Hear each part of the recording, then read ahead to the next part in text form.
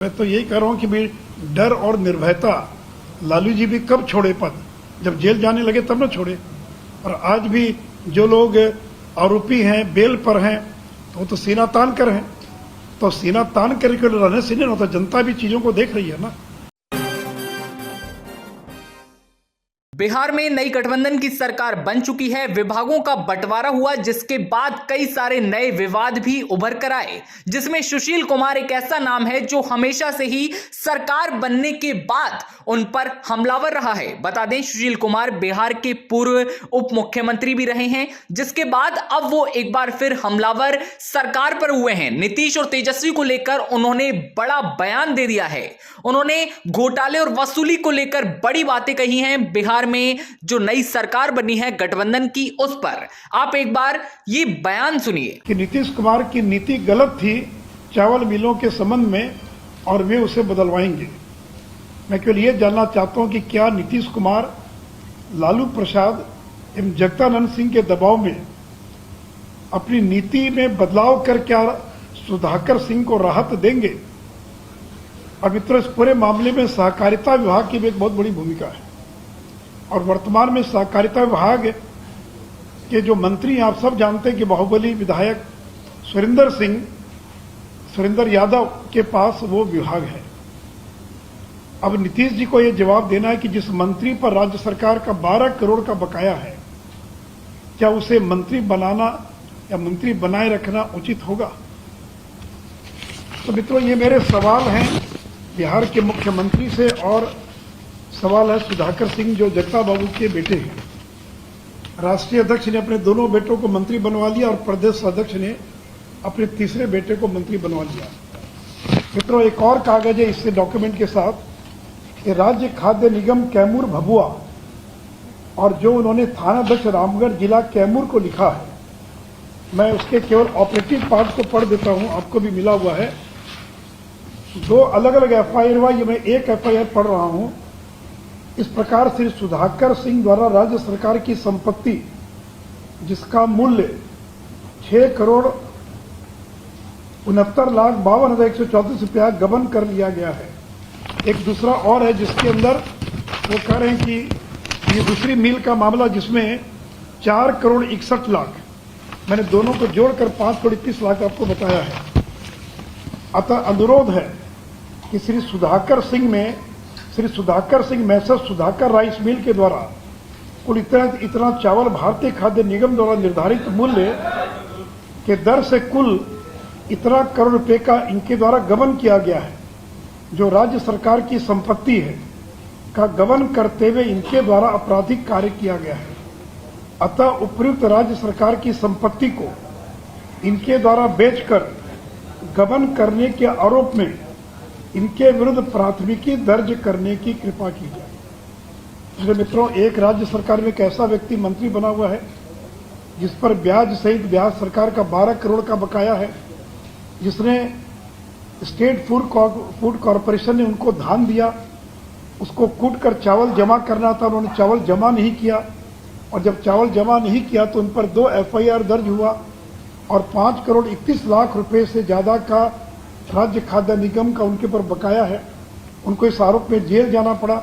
FIR की questioning हुई तो एफआईआर भी क्वेश्चन नहीं हुआ, एंटीसिपेटरी बेल नहीं मिला, 60 लाख रुपए का चेक जमा करना पड़ा, तब जाकर उनको बेल मिला, और अभी भी उन पर यह राशि बकाया है।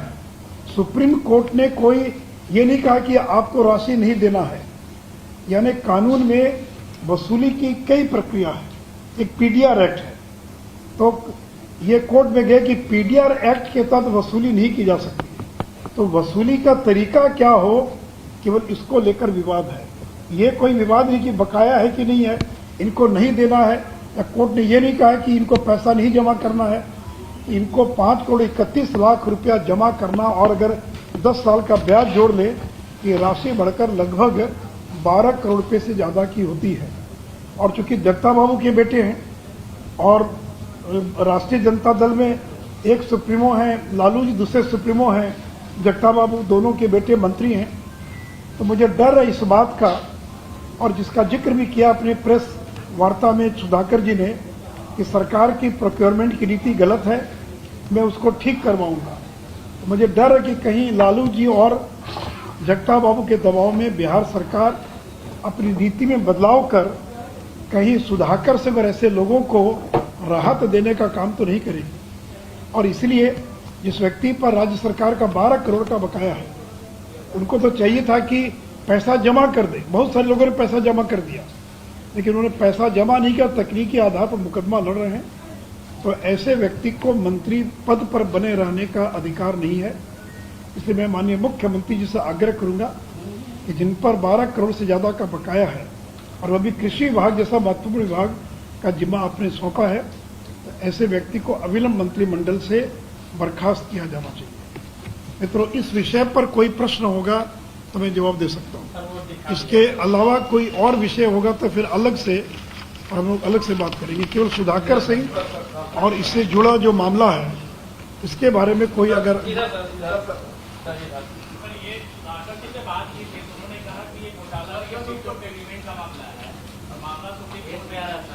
भी मैंने तो आपको कागज में दे दूंगा आपको। ये तो एफआईआर में जो लिखा है वो क्या कह रहे हैं, जो मैंने तो पढ़ दिया, आपके पास भी कॉपी है।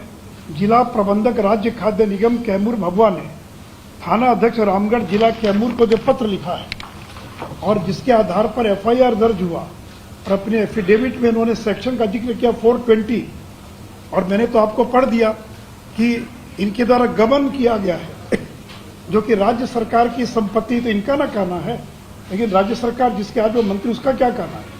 ये गबन, ये राज्य सरकार की संपत्ति है का गबन करते हुए इनके द्वारा आपराधिक कार्य किया गया है। अतः राज्य सरकार की संपत्ति को इनके द्वारा बेचकर गबन करने के आरोप में इनके विरुद्ध प्राथमिकी दर्ज करने की कृपा की जाए। क्यों नहीं हाईकोर्ट ने रिक्वेस्ट किया? क्यों नहीं इनको एंटीसिपेटरी बेल मिला? क्यों इनको जेल जाना पड़ा? क्यों इनको 60 लाख रुपया जमा करना पड़ा? और क्या सुप्रीम कोर्ट ने यह कहा है कि ये जो 5 करोड़ ये गलत है? क्योंकि पहला मुकदमा ये हुआ था कि पीडीआर एक्ट होता, उस पीडीआर एक्ट के तहत वसूली किया आदेश दिया गया था, उसको उन्होंने चैलेंज किया। तो सिंगल बेंच ने कहा कि नहीं, पीडीआर एक्ट के तहत आप वसूली नहीं कर सकते। जब डबल बेंच में मामला गया तो डबल बेंच ने कहा कि नहीं, राज्य सरकार का जो निर्णय वो सही है, और उसको चैलेंज किया सुप्रीम कोर्ट ने। तो सुप्रीम कोर्ट ने कहा कि हमारे निर्णय तक ये प्रक्रिया रुकी रहेगी, लेकिन बकाया है उनके ऊपर। और बहुत सारे लोगों ने सरकार से लड़ने के बजाय पैसा जमा कर दिया। ये दबंग लोग हैं, ये लोग, इनको लगता है कि जब मेरे पिताजी इतने बड़े नेता हैं तो मैं पैसा क्यों जमा करूं।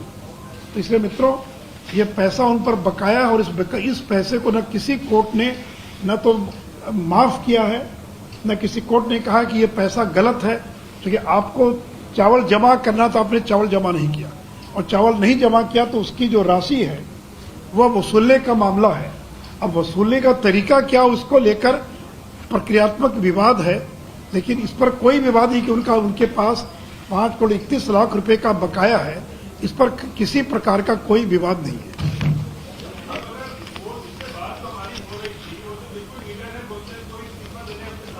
अरे भाई, जब हाँ,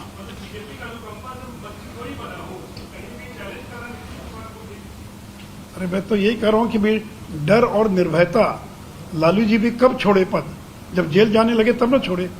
और आज भी जो लोग आरोपी हैं, बेल पर हैं, तो वो तो सीना तान कर हैं। तो सीना तान करके रहने से नहीं होता, जनता भी चीजों को देख रही है ना, और कानून भी अपना काम करेगा। तो ये तो तकाजा आपका है, तकाजा कि आप अपनी मंत्रिपरिषद में कैसे लोगों को मंत्रिपरिषद में शामिल करते हैं। आज ही मैं भक्तचरण दास जी का स्टेटमेंट देख रहा था, जो दिल्ली के अखबारों में बहुत प्रमुखता से छपा है, और जिसमें उन्होंने कहा कि राजद और जनता दल के नेताओं को इस पर विचार करना चाहिए कार्तिक सिंह के मामले पर। मैं कार्तिक सिंह के मामले पर भी कोई टिप्पणी नहीं कर रहा हूं, केवल मैं कह रहा हूं कि कांग्रेस के भक्तचरण दास ने जो टिप्पणी की है, मैं केवल उसका जिक्र कर रहा हूं। ये तमाम मामले जिसके बारे में नीतीश जी को विचार करना चाहिए, और नीतीश जी सुप्रीम कोर्ट तक गए। ये मामला करीब 12 साल से चल रहा है, और टोटल घोटाला बिहार में 400-500 करोड़ रुपए से ज्यादा का होगा। उसके इसमें एक स्टेक होल्डर और सुधाकर सिंह भी है। जैसा कि आपने सुना, बिहार के पूर्व उप मुख्यमंत्री सुशील कुमार ने बिहार की नई गठबंधन की सरकार पर गजब के तंज कसे हैं। उन्होंने वसूली और घोटाले को लेकर बड़ी बातें यहां पर कह दी हैं। घोटाला जो काफी समय से वहां पर चला जा रहा है, जिसके जवाब जो हैं उन्होंने मांगे हैं उनसे, और इसी तरह वो हमेशा से ही नीतीश और तेजस्वी पर हमलावर रहे हैं। अब उन्होंने एक बार फिर ये बयान दिया है, जिसके बाद सियासी दौर एक बार फिर शुरू हो चुका है। आपकी क्या राय है, कमेंट करके हमें बताइए, और तमाम खबरों पर नजर बनी रहेगी। आप बने रहिए इन खबर के साथ। इन खबर चैनल को सब्सक्राइब करें।